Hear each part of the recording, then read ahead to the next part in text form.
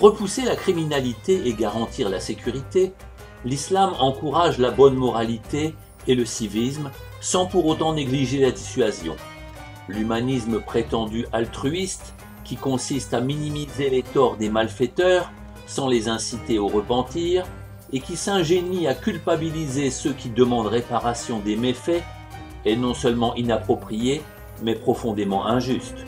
Pour l'islam, toutes les agressions délibérées envers les personnes, leurs propriétés ou leur réputation sont passibles de sanctions.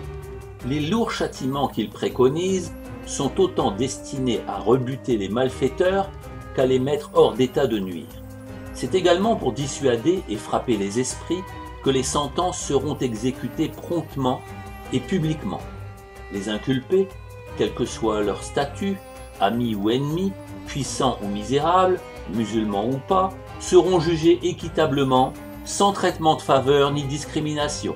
Les magistrats seront particulièrement précautionneux pour rendre leur verdict et tiendront compte non seulement des preuves et des témoignages portés à leur connaissance, à charge ou à décharge, mais surtout des circonstances atténuantes ou aggravantes. Textuellement, la loi juive est impitoyable, imposant implacablement le talion à tous les responsables de dommages corporels ou matériels, fussent-ils accidentels. La loi chrétienne est par rapport à la Torah non seulement antithétique, mais d'une énorme naïveté car, en conseillant de ménager les malfaisants, elle encourage les comportements nuisibles. Cette mansuétude des utopistes n'ayant enduré aucun préjudice est d'autant plus exaspérante que rares sont les malfaiteurs à exprimer des regrets et à dédommager les victimes. La loi islamique se veut à la fois pragmatique et équilibrée, en adoptant en principe la loi du talion, mais en privilégiant la charité et l'indulgence. En ce qui concerne le vol, contrairement à une idée largement répandue basée sur des usages régionaux abusifs, le recours aux spectaculaires ablations de la main n'est pas systématique. En effet, seuls les larcins d'une valeur conséquente sont passibles d'une telle peine, et non ceux commis par nécessité, pour se nourrir par exemple.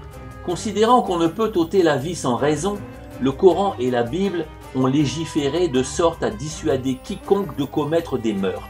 Par souci de justice, seuls les proches des victimes de crimes, ces dernières étant évidemment incapables de demander réparation, seront habilités à infléchir les sentences mortelles. Il leur est loisible d'amnistier les criminels bénéficiant de circonstances atténuantes en leur pardonnant généreusement ou en exigeant d'eux une indemnisation financière, autrefois appelée prix du sang. Dans les pays qui se veulent modernes, non seulement les peines infligées sont de plus en plus légères, mais elles ne sont jamais purgées totalement. La bonne conduite des détenus en univers carcéral étant considérée par les altruistes comme une récipiscence et un gage de réinsertion. Compte tenu de la cohabitation entre malfrats et du nombre croissant de récidives, les établissements pénitentiaires s'apparentent désormais plus à des écoles de banditisme qu'à des centres de rééducation. L'islam préférera donc effrayer les bandits en les menaçant de châtiments corporels plutôt qu'avec des peines d'enfermement nullement dissuasives. Le prophète sallallahu alayhi wa sallam semble avoir épargné une telle promiscuité aux prisonniers de guerre en les détenant au sein même des mosquées. Un véritable musulman sera enclin à respecter spontanément les lois qu'il estime logiques et fondées, car il sait que, s'il peut abuser la police et la justice, rien n'échappe à Dieu. S'il venait à succomber à la moindre tentation, il lui serait conseillé de se ressaisir, d'en manifester du regret et de réparer au plus vite avant d'être interpellé, inculpé et condamné. Le repentir était tellement poussé à l'extrême chez les compagnons de Muhammad, sallallahu alayhi wa sallam, que pour expier leurs fautes, certains s'obstinaient à les avouer, quitte à encourir de graves châtiments. Pour les leur épargner, l'envoyé de Dieu, sallallahu alayhi wa sallam, tentait avec véhémence de dissuader les fautifs de se dénoncer, car tout aveu de culpabilité encourant des sentences irrévocables, il ne pouvait plus infléchir les décisions judiciaires, y étant lui-même astreint.